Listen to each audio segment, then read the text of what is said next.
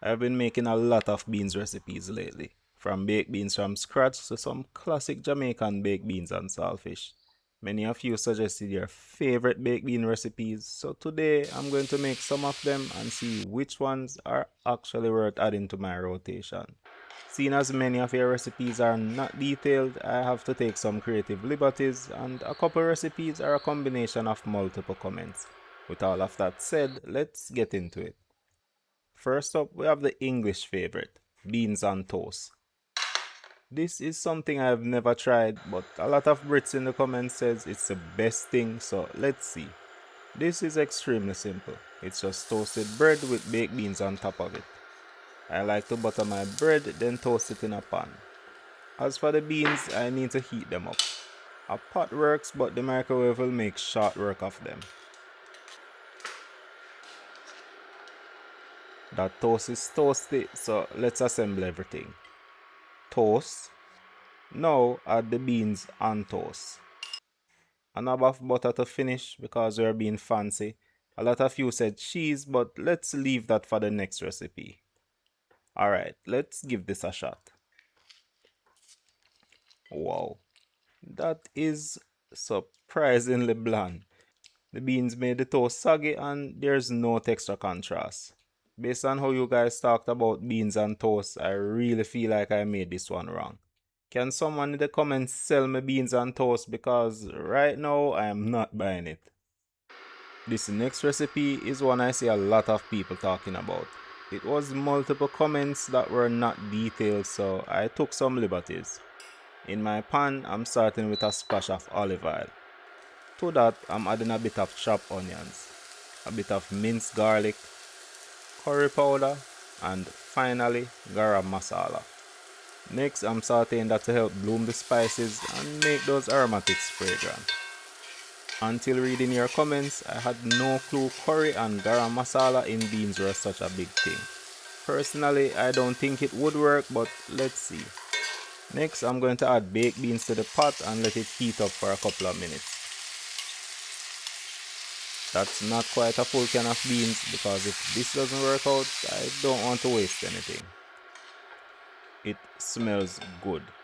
That little bit of garam masala is really carrying this. Doesn't look too bad either. I'm just going to season with a light sprinkle of salt and pepper and set that aside for now because this recipe also calls for poached eggs. Adding a bit of salt and vinegar to your water really helps the white set up nicer.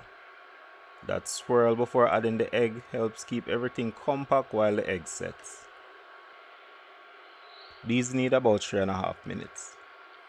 I am not the biggest fan of poached eggs, but I like my yolks more on the cooked jammy side instead of runny. Alright, let's assemble this. I'm starting with the curried beans on toast. Shredded chopped cheddar cheese, poached eggs right on top of that.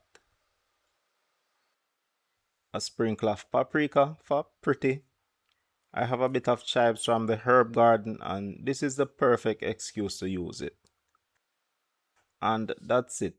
Poached eggs and curry beans on toast with melted sharp cheddar cheese. Let's try it. That yolk is still very runny. I really don't enjoy runny yolks. It's distracting from the taste of everything, so I'm going to microwave it for a bit to set that yolk a bit more.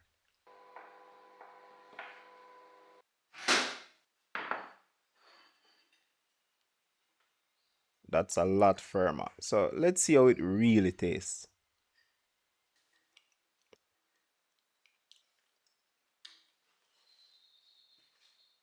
If after a minute I can tell you that it's good, then I guess it's not good. It all feels like one texture and the curry beans don't really work for me. The cheese and the egg yolk are fatty and it hangs really heavy on my palate. The spices don't help much either. This wasn't fun going in and it wasn't fun coming out either. It was explosive and that's all I'm going to say about that. To be fair, I probably didn't execute this one effectively. So let me know in the comments. I probably won't try it again, but still let me know. In the next recipe, we're going a bit closer to home. As a Jamaican, baked beans are familiar territory. I go crazy for a spicy, flavorful saltfish and baked beans breakfast, especially with some good fried dumplings. Franks and beans scratches that same itch when you want something even quicker. Another popular breakfast food is corned beef. It also comes together really quick, it's versatile, and it's very delicious. But what I didn't learn until recently is that a lot of people combine baked beans and corned beef. It never really crossed my mind, but something about it just makes sense. Apparently, this isn't just a Jamaican thing either. I've seen Brits talking about the same combination. So, let's give it a shot. I'm starting with a splash of olive oil and letting it get hot. Slice onion, a few slices of green scotch bonnet pepper, and finally, sweet pepper. I'm going to saute everything until it's fragrant and starting to develop those flavors. For my corned beef, I'm using the reduced salt version. It still has a significant amount of salt, so if you have issues with sodium, you should exercise the same amount of caution with this as regular corned beef. I'm only using half the can. We don't need to do a lot of additional cooking. At this point, it's mostly just reheated. Next, I'm going in with half a can of that baked bean. That's probably a bit more than half the can. Might as well use all of the can then. Finally, season with a bit of black pepper. And that's it for our baked beans and corned beef. Quick and simple. I see some comments say this goes really well with rice or dumplings, and I don't doubt that one bit. I had some leftover roasted potato, so I'm going to give it a shot with that. This just needs a quick reheating. Spoon over that corned beef and baked beans, and that's it. Let's give it a taste.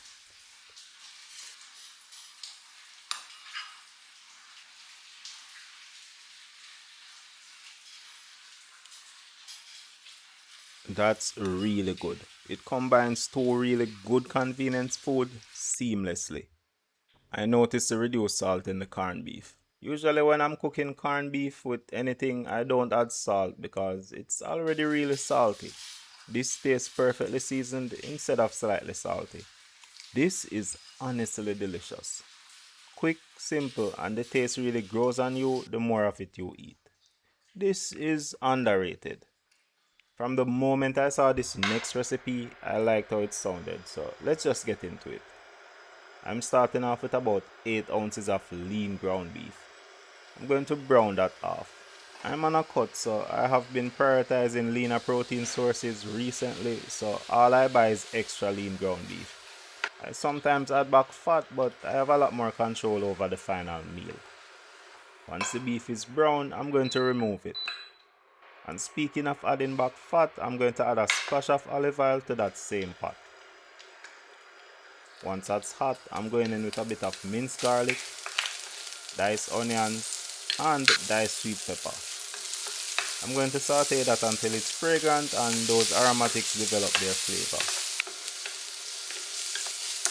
Once I'm satisfied, I'm going to add back the browned beef. Give that a proper mix. That's about a tablespoon of Cajun seasoning. I'm just mixing that in. Season lightly with a bit of salt for now. And now I'm going in with an entire can of beans. The beans are making this whole dish saucy, which is nice. Let's wrap this up with some freshly ground black pepper, a splash of Worcestershire sauce. The recipe also called for hot pepper sauce, but I'm going to take some liberties here and use fresh chili peppers instead. I have a tree in my herb garden that's doing really well, so I take every opportunity to use them. These are moderately hot, but they have an intense grassy chili flavor that I really enjoy, especially when they are freshly picked. I like to add these at the end to keep more of those volatile flavors. Give that a good mix, and I would say that's done. That smells great. Let's dig into this and see if this is it.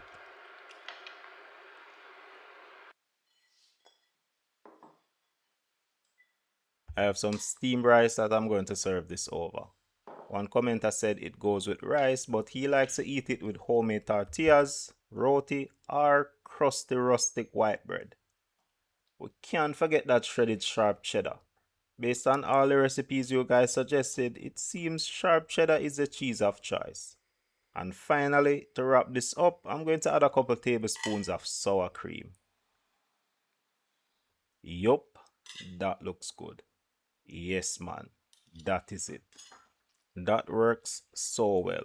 It tastes very similar to chili, but much quicker and simpler. The ground beef is delicious and adds great texture. The sharp cheddar also works well too. The sour cream lightens this a bit. Every bite is satisfying and this is very filling. This is top tier. Big thanks to everyone who suggested some version of this. I now have a new dish to add to my meal prep rotation. I had a lot of other beans recipes I wanted to try, but a lot of them included curry and garam masala. And after that first experience, I'm sorry, I'm just going to have to pass on that. I'm Nick, and this has been mostly delicious. Shout out to our patrons who keep the kitchen cooking, and thank you for watching. Enough love, bless up, and I'll catch you in the next one.